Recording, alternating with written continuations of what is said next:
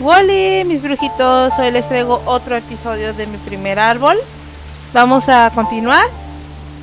Ay, disculpen si no me escucharon en el primer episodio en la voz alta, pero es que el juego está muy alto.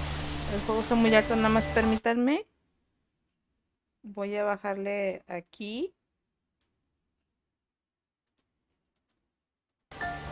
Así yo creo que pues me pueden escuchar un poco. Vamos a ver. No hay nada por acá. Ojo, ahí hay algo.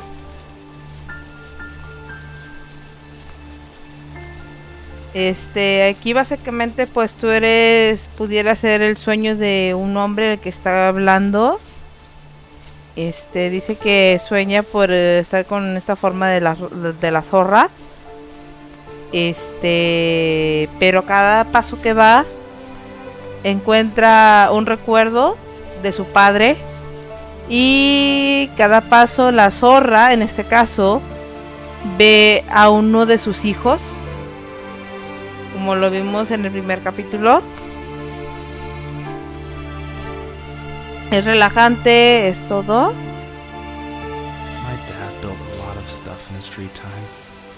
If he wasn't watching fly fishing or reading Tom Clancy novels, he was carving something. He made tons of birdhouses. Not that he was into bird watching, but I think he really missed working and adding on to the home. If he couldn't afford the time to build onto our own house, he would have to settle with watching birds move into their little homes. We kept an old mattress in the bed of that ugly yellow truck, so we would drive it deep into the woods and then watch the birds fly into their houses while the sun set. Usually it was accompanied by venison jerky or a cold Coke, but not a lot of talking, which is how we both liked it.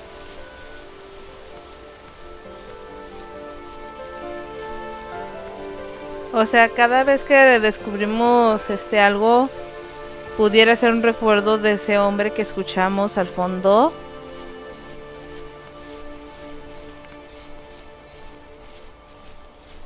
Una cama, una Coke, dos Coke.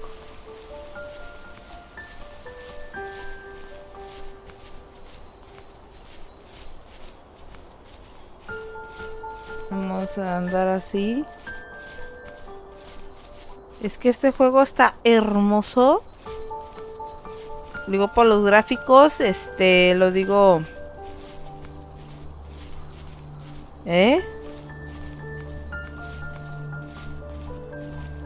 ¿Ah? A ver.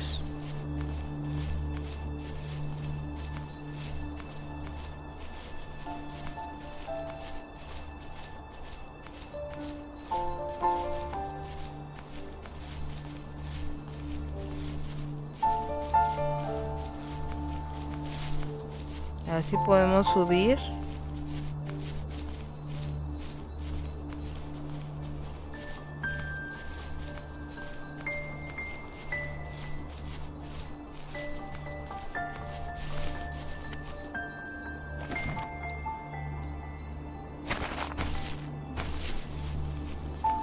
Ah, ok, es por acá.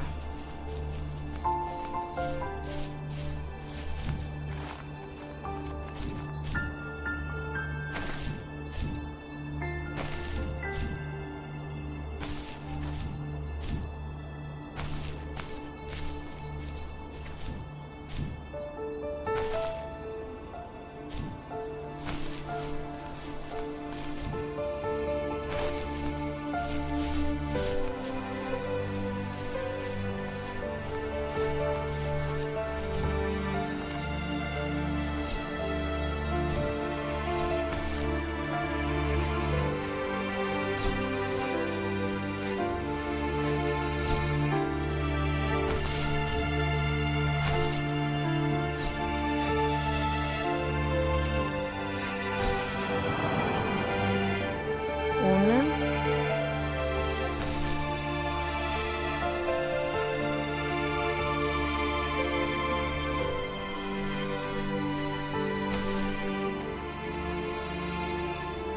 Ay. Sé que el zorro no, esta zorrita no sufre daño al caer, pero a mí sí. Diría el doctor Chapatín, es que me da cosa.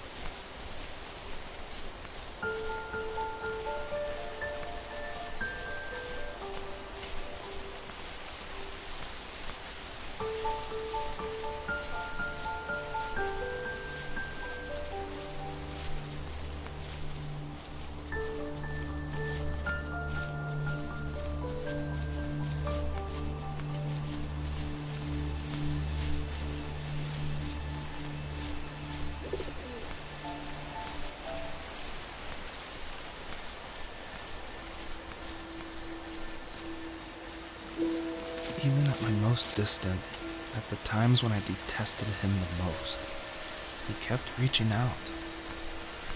For a year straight, he asked me every week when we were going camping. I thought he was just dense. Eventually, to shut him up, I agreed. We carried out the worn lawn chairs from the garage and set up a cinder block campfire at the site we'd always used behind the house. We walked down the mountain path, talking in the warm sunshine we only got a couple months of the year. Those 3 obsidian rocks shimmered alongside the shore, almost like sparklers pressed against a dark window. I'll never forget that wet stone on my feet, or how those massive mountains looked even bigger in the lake's reflection. I felt small, but grateful.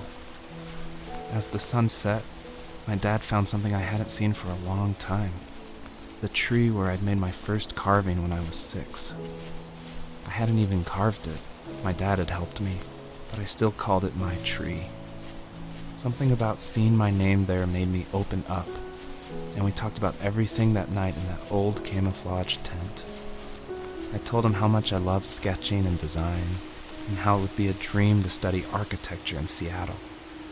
I told him how I didn't get along with my friends much anymore, but that I didn't mind being alone. He told me he was there for me, and he joked that if all he had to do was write my name on a tree to finally get me to talk, he would have left me carved logs with novels on them in front of my room every morning. I don't know why it took me that long to realize it, but it was then I knew how much he had sacrificed for me.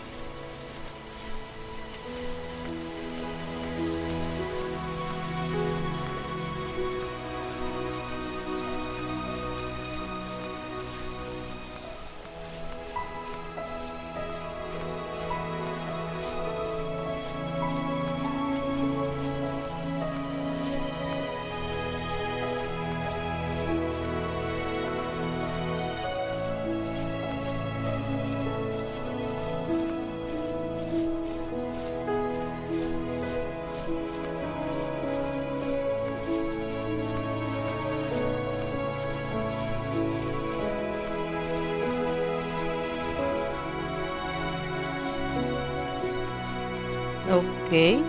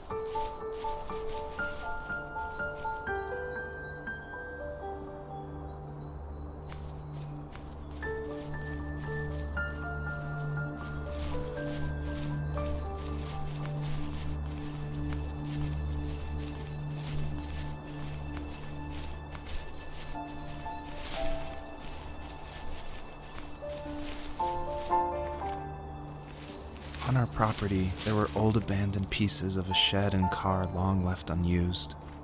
I used to ask him all the time who those people were that left all this junk, and I'm sure he got so tired of hearing it that he made up some elaborate stories how a brown bear ate them and haunted the woods afterwards. What's funny is I think it made those people seem more real, growing up thinking they were still hanging out like they couldn't say goodbye. I used to tell my friends how I could swear I saw spirits move near the water, and that always freaked them out. I guess it didn't bother me, because the way I saw it, they were normal people with old cars and sheds, just trying to figure out how to survive and be happy in the middle of nowhere. It was a cool thought that they didn't want to leave, but I was a weird kid. Well, you had good company since those ghosts like living in a place where they were brutally devoured.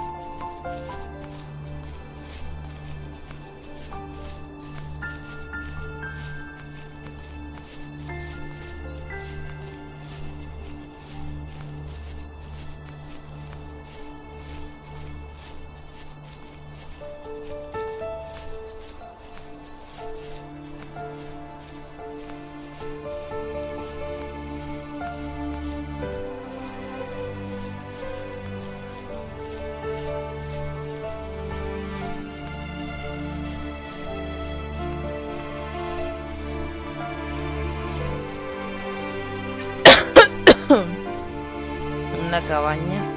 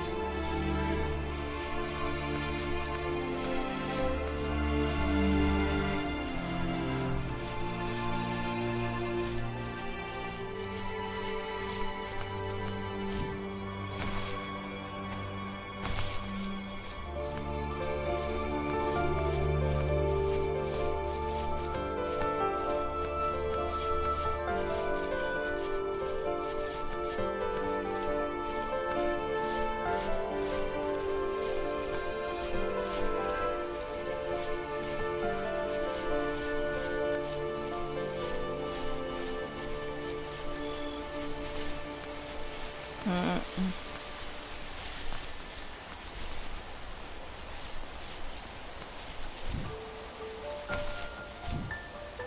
No puedo cruzar.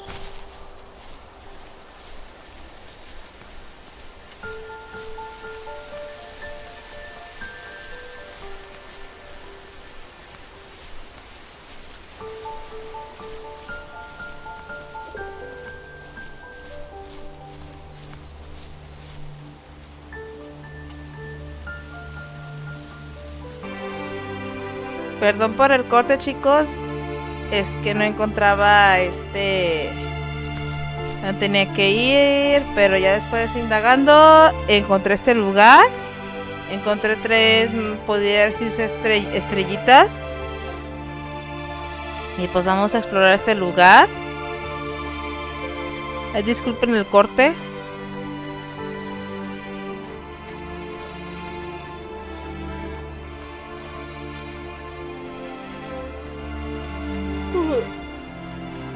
Ay, perdón. Perdón.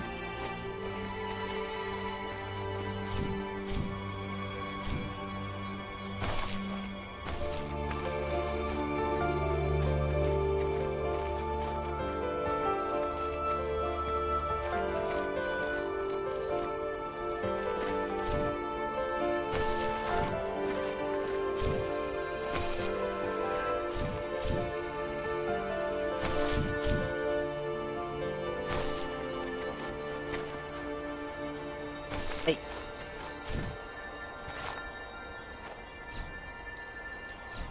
A ver.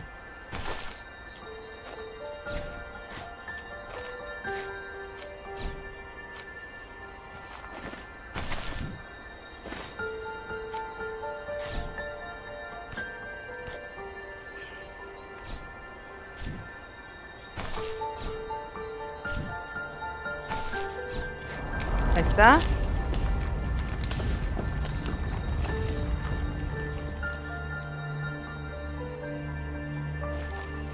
Quién sabe de qué se habrá abierto.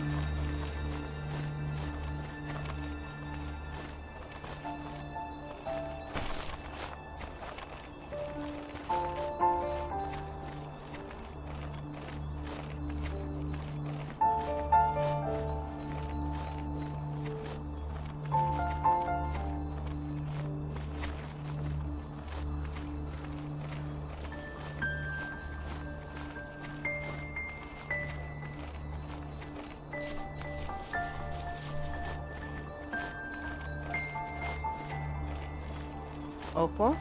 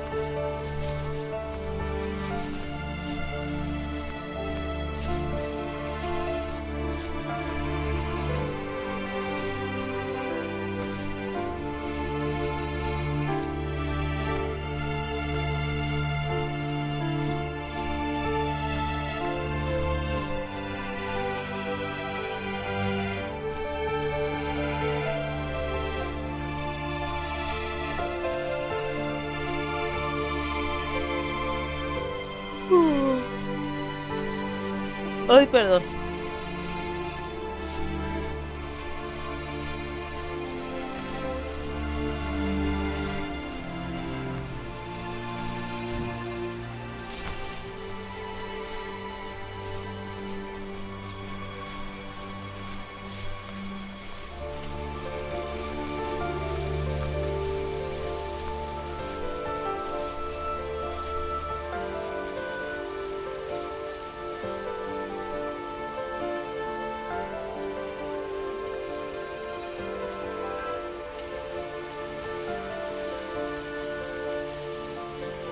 Fishing boat. Pescando un bote. Ahorita checamos eso.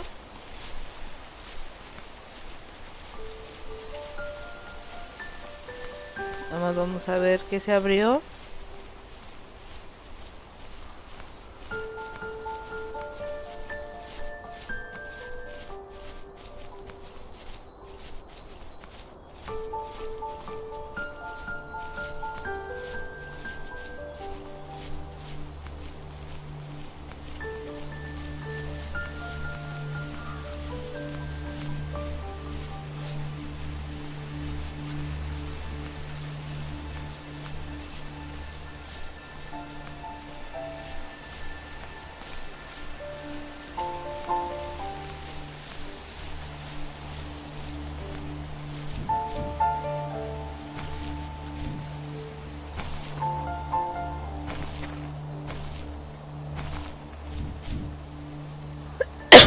The